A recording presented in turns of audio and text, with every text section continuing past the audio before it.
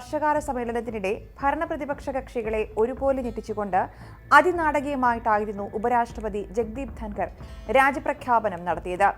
രാഷ്ട്രപതി ദ്രൗപദി മുർമുവുമായി കൂടിക്കാഴ്ച നടത്തിയതിനു ശേഷമാണ് രാത്രി സാമൂഹിക മാധ്യമത്തിലൂടെ അദ്ദേഹം അപ്രതീക്ഷിതമായി രാജി പ്രഖ്യാപിച്ചത്.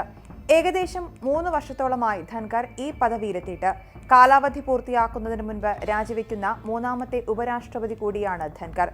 ആർ വെങ്കിട്ടരാമനും വി ഗിരിയുമാണ് ഇതിനു മുൻപ് രാജിവെച്ചവർ.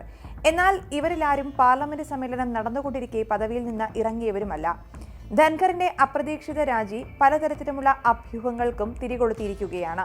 ആരോഗ്യ കാരണങ്ങളാണ് രാജിക്ക് കാരണമെന്ന് പറയുന്നുണ്ടെങ്കിലും ഇതിനു പിന്നിൽ രാഷ്ട്രീയ നീക്കമുണ്ടെന്നാണ് ഉയർന്നുവരുന്ന പ്രചാരണങ്ങൾ.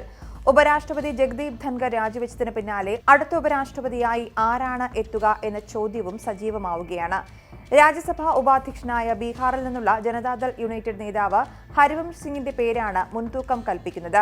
സർക്കാരിന്റെ വിശ്വസ്ത സഖ്യകക്ഷി എന്നതിന് പുറമെ ബീഹാർ തെരഞ്ഞെടുപ്പ് അടുത്തതിനാൽ ഹരിവംശിന് പദവി നൽകുന്നത് ഗുണം ചെയ്യുമെന്ന വിലയിരുത്തലും ബി.ജെ.പി. പക്ഷത്തിനുണ്ട്. സംസ്ഥാന ഗവർണർ പദവി അലങ്കരിച്ചിരുന്ന പ്രമുഖ വ്യക്തികളെ ബി.ജെ.പി. പരിഗണിക്കുമെന്നും അഭ്യൂഹങ്ങളുണ്ട്. എന്നാൽ ഉപരാഷ്ട്രപതിയുടെ ഈ അപ്രതീക്ഷിത രാജിയും ഉപരാഷ്ട്രപതി തെരഞ്ഞെടുപ്പും ഇത്രയധികം ചർച്ചയാകാൻ മറ്റൊരു കാരണം കൂടിയുണ്ട്. ശശി തരൂർ കഴിഞ്ഞ കുറച്ചു നാളുകളായി കോൺഗ്രസിനെ ഒളിഞ്ഞും തെളിഞ്ഞും വിമർശിച്ചും ബി.ജെ.പി. അനുകൂല നിലപാടുകൾ സ്വീകരിച്ചും തരൂർ നിരന്തരം ചർച്ചാ വിഷയമാകുന്നുണ്ട്. ഇപ്പോഴിതാ ഉപരാഷ്ട്രപതി സ്ഥാനത്തേക്ക് തരൂരിനെയും പരിഗണിക്കുന്നു എന്നതാണ് ഏറ്റവും പുതിയ ചർച്ചകൾക്ക് ആധാരം. സംസ്ഥാന കോൺഗ്രസുമായി അഭിപ്രായ ഭിന്നതയുള്ള കോൺഗ്രസ് എം.പി. ശശി തരൂരിനെ ഉപരാഷ്ട്രപതി സ്ഥാനത്തേക്ക് പരിഗണിച്ചേക്കാമെന്നതാണ് ഉയരുന്ന പ്രചാരണം. താൻ കോൺഗ്രസ് വിട്ട് ബി.ജെ.പിയിൽ ചേരില്ലെന്ന് തരൂർ പലതവണ ആവർത്തിച്ചു പറഞ്ഞിട്ടുള്ളതാണെങ്കിലും സമീപകാലത്തായി മോദിയെ പിന്തുണച്ച് അദ്ദേഹം നടത്തിയ പ്രസ്താവനകളും മറ്റും അദ്ദേഹത്തിന്റെ ബി.ജെ.പി. സ്നേഹം വെളിവാക്കുന്നതാണെന്നാണ് രാഷ്ട്രീയ നിരീക്ഷകരുടെ വിലയിരുത്തൽ.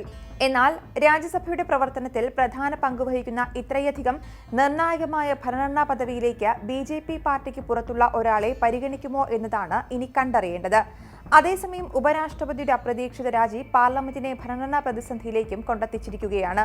ഭരണഘടനയുടെ 68(2) അനുച്ഛേദ പ്രകാരം ഉപരാഷ്ട്രപതി രാജിവെച്ചാൽ എത്രയും പെട്ടെന്ന് തെരഞ്ഞെടുപ്പ് നടത്തണമെന്നാണ് അനുശാസിക്കുന്നത്. 5 വർഷമാണ് ഉപരാഷ്ട്രപതിയുടെ കാലാവധി. 35 വയസ്സ് പൂർത്തിയായ ഇന്ത്യൻ പൗരന് ഉപരാഷ്ട്രപതി സ്ഥാനത്തേക്ക് മത്സരിക്കാം. ഇന്ത്യയിൽ രാഷ്ട്രപതിക്ക് ശേഷമുള്ള ഉയർന്ന പദവിയാണ് ഉപരാഷ്ട്രപതിയുടേത്.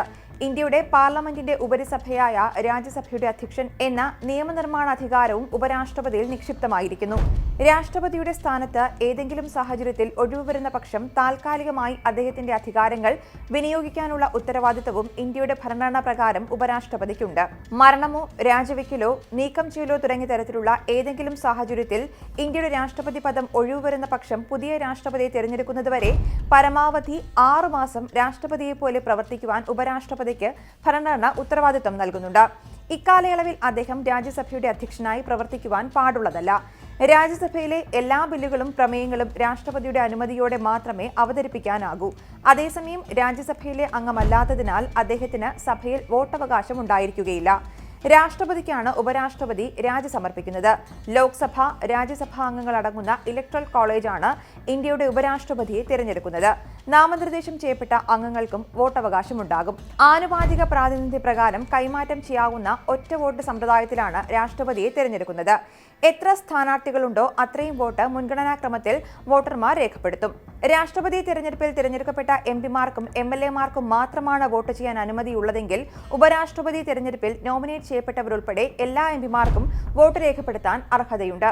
ഉപരാഷ്ട്രപതി തിരഞ്ഞെടുപ്പിനുള്ള ഇലക്ട്രൽ കോളേജിൽ 788 അംഗങ്ങളാണുള്ളത്. എന്നാൽ നിലവിൽ രാജ്യസഭയിൽ 5 ഒഴിവുകളും ലോക്സഭയിൽ 1 ഒഴിവുമുണ്ട്. നിലവിലുള്ള 782 വോട്ടർമാരിൽ ബി.ജെ.പി. നേതൃത്വത്തിലുള്ള എൻ.ഡി.എക്ക് 427 വോട്ടുകൾ ലഭിക്കുവാൻ സാധ്യതയുണ്ട്. അതായത് ലോക്സഭയിൽ നിന്ന് 293, രാജ്യസഭയിൽ നിന്ന് 134 എന്നിങ്ങനെയാണിത്. പ്രതിപക്ഷത്തിന് 323 വോട്ടുകളും ലഭിക്കും. ലോക്സഭയിൽ 236, രാജ്യസഭയിൽ 87 എന്നിങ്ങനെയാണ് ലഭിക്കുക. നിഷ്പക്ഷ കക്ഷികൾക്ക് ഏകദേശം 30 വോട്ടുകളും ലഭിക്കും. ഉപരാഷ്ട്രപതി തെരഞ്ഞെടുപ്പിൽ രഹസ്യ ബാലറ്റ് ഉള്ളതുകൊണ്ട് തന്നെ പാർട്ടി വിപ്പ് ബാധകമല്ല. വ്യക്തിഗത എം.പിമാർക്ക് സ്വന്തം പാർട്ടിയുടെ തെരഞ്ഞെടുപ്പിനെതിരെ വോട്ട് ചെയ്യാൻ സാധിക്കും. കൂടാതെ സ്ഥാനാർത്ഥികളെ ആശ്രയിച്ച് സഖ്യകക്ഷികൾക്കിടയിൽ ഭിന്നതയുണ്ടാകാനും സാധ്യതയുണ്ട്.